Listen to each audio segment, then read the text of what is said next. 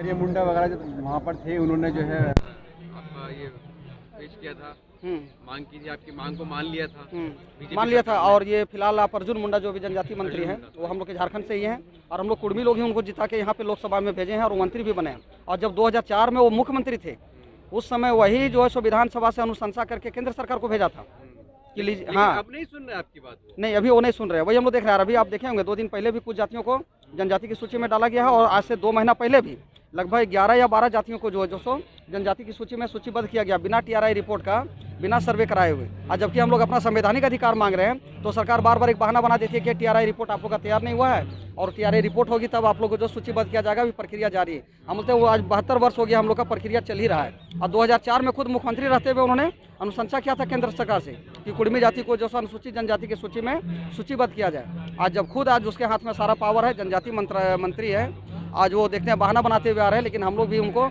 सबक सिखाने के लिए यहाँ अल्टीमेटम देने आए हैं कि कोई दिक्कत नहीं है, 2024 चुनाव आएगा, फिर आपको कुर्मी के बीच में जाना होगा, और कुर्मी लोग आपको फिर सत्ता से उखाड़ फेंकने के लिए मजबूर होगी और आपको सत्ता से बाहर कर देगी। यानी आपको बहकाया गया था, वोट की राजनीति की गई थी, और जब सत्ता में आ गए तो आपको भूल गए।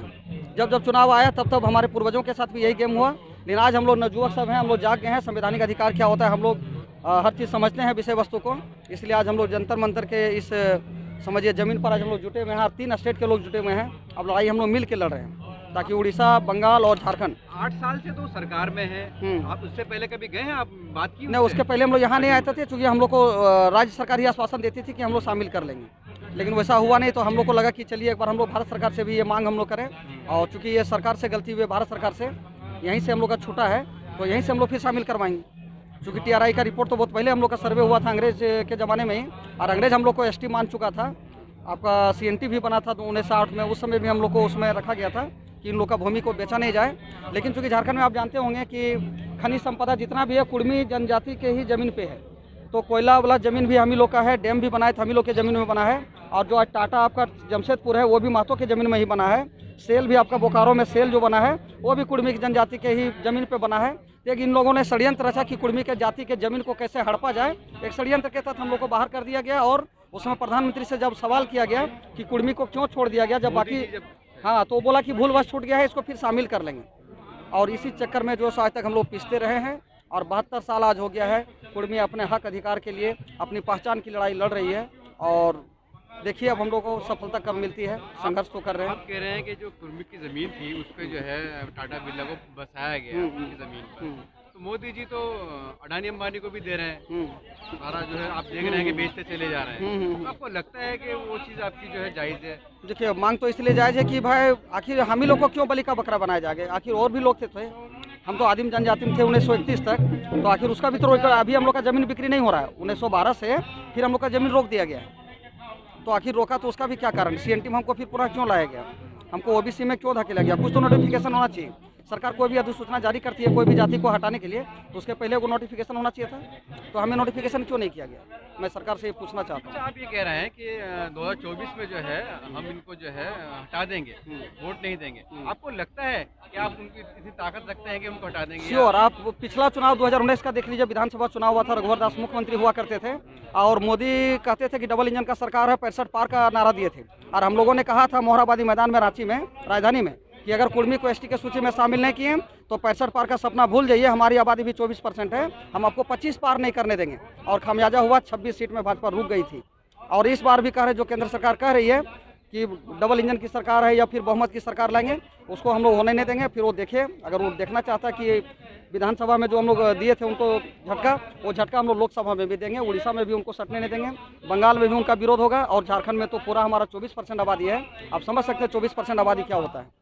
लेकिन वो जब वोट आते हैं, जब इलेक्शन आते हैं, तो इस तरह के मुद्दे लाते हैं कि सब भूल जाते हैं, हाँ, नहीं, अधिकारों को भूल जाते हैं, और आंख मीच के जो मोदी जी को वोट करते हैं, जनता वोट करती है। तो कैसे बदलेंगे इस चीज़ को आप? इस चीज़ को बदलेंगे, जिस तरह लोग आए हुए ना, माताएं बहनें आई है, 1200 किलोमीटर से आज जनरल ट्रेन में आई है, बसों से बुक करके आई है। आज इतना हम लोग जो सरकार के मैंने बात सुनाने के लिए आए थे, लेकिन सरकार का कोई आदमी बात करने भी नहीं आ रहा है, तो ये हमें तो दुख दर्द होगा ना।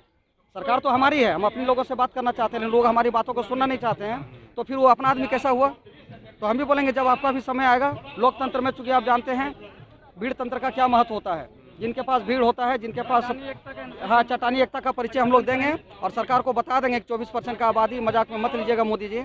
अभी आप हिमाचल आ रहे हैं, वो टेलर है, वो आप धीरे धीरे एक स्टेट से बाहर जाएंगे, गुजरात उसके बाद हाँ बहुमत से देखो ना। नहीं वो तो है, लेकिन फिर ठीक है हम लोग मौका दिए थे। गुजरात में उनका विरोध था, हाँ ठीक है, लेकिन फिर भी इतने बहुमत से कैसे जीत रहे हैं? वहाँ भी तो पटेल लोग हैं, उनको भी विरोध देखिए। करना है उनका मतलब हारना हाँ नहीं वो होता तो कोई देखिए उन विरोध लोग को कर रहा है। जैसा दिया गया था उन लोग को भी मिला है जगह पे जो मिलना चाहिए था। लेकिन आज हम लोग भी अपना हक अधिकार के लिए आए कि कुर्मी अपना पहचान की लड़ाई लड़ रहा है।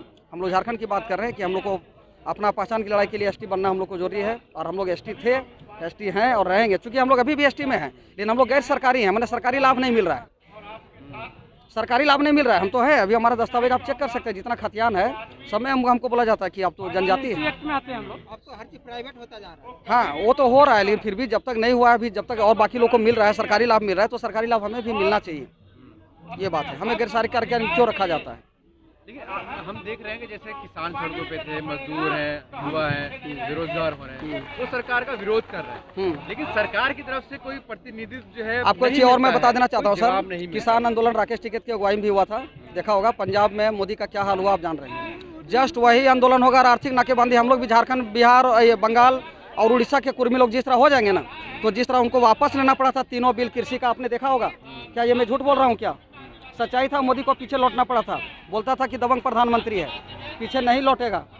लेकिन आप लोगों ने देखा होगा, लोगों ने कुर्बानियां दी, जान भी दी हैं। 8 महीने वो रहे सड़कों पे। हम लोग भी वही करेंगे, किसान हम लोग का भी उसमें- वही रहेगा। हम लोग का भी जो है ना, आज ये टेलर है, पिक्चर अभी बाकी है, हम लोग का भी वही होगा। हम लोगों ने भी ट्रेन रोका था 5 दिन के लिए बंगाल में, आपने देखा होगा, उड़ीसा में भी और झारखंड में भी, तभी टेलर चल रहा है ताकि सरकार बाद में कल चल के ये नहीं बोलेगी कि आपने कभी हमको चेताया नहीं।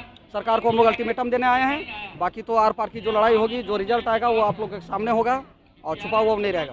जो भी विरोध करता है यही कहता है कि हम अल्टीमेटम दे रहे हैं, 24 एकदम में हटा श्योर देंगे श्योर मोदी को। श्योर। लेकिन कुछ झारखंड में तो होगा, झारखंड में देखिएगा एक भी सांसद जीत के नहीं आएगा, बंगाल से जीत के नहीं आएगा, आपका उड़ीसा से जीत के नहीं आएगा। मैं इतना तो आश्वस्त हूँ जिस तरह से लोग आज जुट के आए हैं। वो कहते हैं कि 50 साल तक हमें कोई नहीं हिला सकता, तो इसका क्या मतलब है? नहीं वो तो भरम है उनका, वो भरम टूट जाएगा। हमेशा कहते हैं। हाँ हम लोग जो आए हैं ये समझिए हकीकत है, बाकी तो नेता लोग हैं, बोलने में तो बहुत सी बोलते हैं, लेकिन सच्चाई आपके सामने है।